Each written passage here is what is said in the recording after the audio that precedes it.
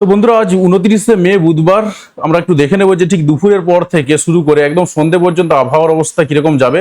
তো আমরা ঠিক এই মুহূর্তে যেটা দেখতে পাচ্ছি, যেটা যে পশ্চিমবঙ্গের দক্ষিণবঙ্গের দিকে এবং বাংলাদেশের দক্ষিণবঙ্গের দিকে কিন্তু ভালো মাত্রায় বাতাস চলছে এবং প্রায় ঘন্টায় 40 থেকে 50 কিলোমিটার পর্যন্ত ঝোড়ো হাওয়া বইছে। বিশেষ করে ত্রিপুরার দিক থেকে যদি আমরা চলে যাই, সেখানে প্রায় একদম 55 কিলোমিটার পর্যন্ত ঝোড়ো বাতাস দিচ্ছে। পাশাপাশি কুমিল্লার দিক থেকে, ব্রাহ্মণবাড়িয়ার দিক থেকে একই রকম অবস্থা। ফেনীর দিক থেকেও কিন্তু বেশ ভালো মতন বাতাস বইছে। পাশাপাশি পশ্চিমবঙ্গের দক্ষিণবঙ্গের দিকে যদি আমরা চলে যাই, 2 চব্বিশ পরগনা পাশাপাশি পূর্ব মেদিনীপুরের বেশ কিছু অংশে, সেখানেও কিন্তু প্রায় 40 থেকে 50 কিলোমিটার, কোনো কোনো ক্ষেত্রে 55 কিলোমিটার পর্যন্ত ঝোড়ো হাওয়া দিচ্ছে, সেরকমই কিন্তু দেখা যাচ্ছে। তো এই বাতাসটা কিন্তু বেশ কিছুক্ষণ থাকবে। পাশাপাশি রাত্রের দিকে কিন্তু বৃষ্টিপাতের সম্ভাবনা রয়েছে পশ্চিমবঙ্গের উত্তরবঙ্গের দিকে এবং দক্ষিণবঙ্গের দু একটা জায়গাতে বৃষ্টিপাতের সম্ভাবনা রয়েছে, সেদিকে তাকাবো। তাই ঝটপট কমেন্ট করে জানিয়ে দিন আপনি কোন এলাকা থেকে এই ভিডিওটি দেখছেন। তো আমরা দেখছি যেটা যে আজকে সন্ধ্যে 6টা 7টা পর্যন্ত কিন্তু এই ঝোড়ো বাতাসটা চলবে, তারপর আস্তে আস্তে একটু কমতে থাকবে। তবে সামান্য পরিমাণ থাকবে এবং রাত্রের দিকে কিন্তু কোনো রকম বাতাস থাকবে না, সেরকমই দেখা যাচ্ছে। দক্ষিণা বাতাস কিন্তু যতটা থাকবে সেটা সকালের দিকে থাকবে, রাত্রের দিকে কিন্তু কোনো রকম বাতাস থাকবে না। আবার 30 তারিখের দিক থেকে কিন্তু আবারও ঝোড়ো বাতাস শুরু হয়ে যাবে, সেরকমই কিন্তু দেখতে পাওয়া যাচ্ছে। এবং এই বাতাসটা কিন্তু চলতে থাকবে যতক্ষণ না বঙ্গোপসাগর থেকে ঘূর্ণিঝড়টা বলবো না, বঙ্গোপসাগর থেকে পুরোপুরি নিম্নচাপটা সরে না যাচ্ছে, ততক্ষণ পর্যন্ত কিন্তু এই ঝোড়ো বাতাসটা চলতে থাকবে। এবার আমরা যদি একটু দেখে নিই যে বৃষ্টির মোড়ে যে বৃষ্টি হওয়ার সম্ভাবনা কোথায় কিরকম রয়েছে, আমরা কিন্তু দেখতে পাচ্ছি যে এই মুহূর্তে দাঁড়িয়ে বাংলাদেশের ব্রাহ্মণবাড়িয়ার দিক থেকে যদি আমরা দেখি, সেখানে কিন্তু বৃষ্টিপাত চলছে এই মুহূর্তে। বা যদি বৃষ্টিপাত না হয়ে থাকে, অন্ততপক্ষে কিছুক্ষণের মধ্যে, অন্ততপক্ষে 3 ঘন্টার মধ্যে ধরে চলতে পারেন আপনি, 5টা থেকে 6টার মধ্যে কিন্তু বৃষ্টিপাত আসার সম্ভাবনা রয়েছে। পাশাপাশি বাংলাদেশের সিলেটের দিকে যদি আমরা দেখি, সেখানেও কিন্তু ভালো মাত্রায় বৃষ্টিপাতের সম্ভাবনা রয়েছে এবং বৃষ্টিপাতের পরিমাণ যদি দেখে নিই, প্রায় 23 মিলিমিটারের মতন বৃষ্টিপাত রয়েছে। পাশাপাশি ব্রাহ্মণবাড়িয়ার দিক থেকে যদি আমরা দেখি, সেখানেও কিন্তু 24-25 মিলিমিটারের মতন বৃষ্টিপাতের সম্ভাবনা রয়েছে।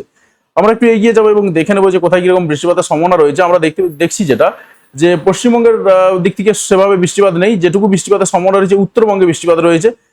তবে উত্তরবঙ্গে রাত্রি 8টার পর থেকে বৃষ্টিপাত হতে পারে, সেই সম্ভাবনায় রয়েছে। বিশেষ করে কোচবিহার, আলিপুরদুয়ার এই সমস্ত এলাকার দিক থেকে, আমরা শ্রীরামপুর বলে এখানে একটা জায়গা দেখতে পাচ্ছি, সেখানেও কিন্তু প্রায় 13 থেকে 16 মিলিমিটার পর্যন্ত বৃষ্টিপাতের সম্ভাবনা রয়েছে। পাশাপাশি গোটা আসাম জুড়ে বৃষ্টিপাতের সম্ভাবনা কিন্তু দেখতে পাওয়া যাচ্ছে।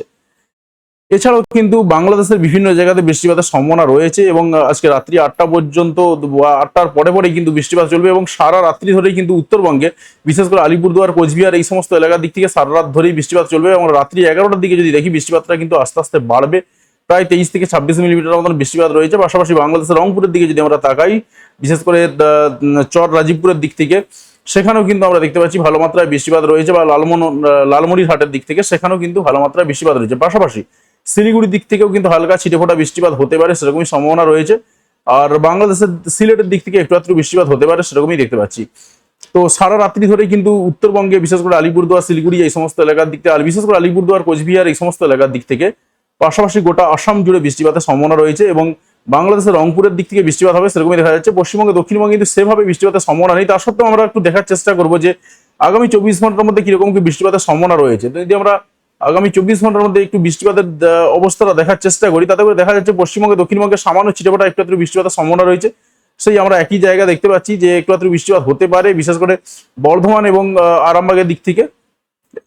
বিশেষ করে বর্ধমানের দিক থেকে কিন্তু বৃষ্টিপাতের সম্ভাবনা দু একটা জায়গাতে রয়েছে, প্রায় 16 মিলিমিটার মতো বৃষ্টিপাত রয়েছে আগামী 12 ঘন্টার মধ্যে। এবং আগামী 24 ঘন্টার মধ্যে যদি দেখি, সেই একই অবস্থা। আর এছাড়া কিন্তু সেভাবে কোথাও কোনো রকম বৃষ্টিপাত নেই। পাশাপাশি বাংলাদেশের দিক থেকে, যেমন যেটা বলেই গেলাম, সিলেটের দিক থেকে এবং পশ্চিমবঙ্গের উত্তরবঙ্গে, অর্থাৎ শিলিগুড়ি, আলিপুরদুয়ার, কোচবিহার এই সমস্ত এলাকার দিক থেকে, পাশাপাশি আসামের দিক থেকে কিন্তু বৃষ্টিপাতের সম্ভাবনা রয়েছে। আর আজকে আবহাওয়ার অবস্থা যদি একটু দেখে নিই, তাতে করে দেখা যাচ্ছে এখনো পর্যন্ত কিন্তু আকাশে ভালো মাত্রায় মেঘ রয়েছে। তবে বাংলাদেশের দিক থেকে মেঘটা সব থেকে বেশি, পশ্চিমবঙ্গের দিক থেকে মেঘটা তুলনামূলকভাবে একটু কম রয়েছে, কিন্তু মেঘলা আকাশ কিন্তু থাকবে, সেরকমই কিন্তু দেখা যাচ্ছে। এবং সেই চ্যাটচ্যাটে গরমের অবস্থা কিন্তু থেকেই যাচ্ছে। তো বৃষ্টিপাতের সম্ভাবনা রয়েছে কয়েকদিন পর। আমরা যেটা দেখছিলাম আলিপুর আবহাওয়া দপ্তরের পক্ষ থেকে, আলিপুর আবহাওয়া দপ্তর যেটা বলছে যে পশ্চিমবঙ্গে, দক্ষিণবঙ্গে কিন্তু 1 তারিখ থেকে বৃষ্টিপাত শুরু হতে পারে। পাশাপাশি উত্তরবঙ্গে বৃষ্টিপাতের ধারা কিন্তু অব্যাহত থাকবে, বিশেষ করে আলিপুরদুয়ার এবং কোচবিহারের দিক থেকে এবং গোটা আসাম জুড়ে। পাশাপাশি কিন্তু আমরা দেখতে পাচ্ছি বাংলাদেশের রংপুরের দিক থেকে কিন্তু বৃষ্টিপাতের ধারা অব্যাহত থাকবে। এবং 1 তারিখের পর থেকে কিন্তু আস্তে আস্তে পশ্চিমবঙ্গে, দক্ষিণবঙ্গের বেশ কিছু জায়গাতে বৃষ্টিপাত হওয়ার সম্ভাবনা রয়েছে, যেরকমটা আলিপুর আবহাওয়া দপ্তর বলেছে, আমাদের সকালবেলা রিপোর্টে দেখিয়েছি সেটা। তো আমরা একটু দেখে নেবো যে 1 তারিখ থেকে কি সম্ভাবনা রয়েছে। দেখুন, আমরা যদি 1 তারিখে এগিয়ে যাই, আমরা কিন্তু দেখতে পাচ্ছি যে পশ্চিমবঙ্গে, দক্ষিণবঙ্গের কিছু কিছু জায়গাতে বৃষ্টিপাতের সম্ভাবনা রয়েছে। এটা যত আর একটু এগিয়ে আসবে, তখন আমরা আরো পরিষ্কার বুঝতে পারবো যে বৃষ্টিপাতের সম্ভাবনা কোথায় কিরকম রয়েছে না রয়েছে। তো বায়ুচাপটা আমরা যদি আমরা একটু দেখে নিই যে এর পরে আর কোথাও কোনো রকম ঘূর্ণিঝড় আসার সম্ভাবনা রয়েছে কিনা, তাতে করে দেখা যাচ্ছে যেটা আপাতত ঘূর্ণিঝড়ের সম্ভাবনা নেই 6 তারিখ পর্যন্ত। 6 তারিখের পরে পরে কিন্তু আসলেও আসতে পারে। তো আপাতত ঘূর্ণিঝড় নেই, তবে নিম্নচাপের যে প্রভাব, সেই নিম্নচাপের প্রভাব কিন্তু একদম 6 তারিখ পর্যন্ত থাকবে এবং পশ্চিমবঙ্গে, দক্ষিণবঙ্গে এবং বাংলাদেশের দক্ষিণের দিকে কিন্তু ঝোড়ো হাওয়া টুকটাক চলতে থাকবে।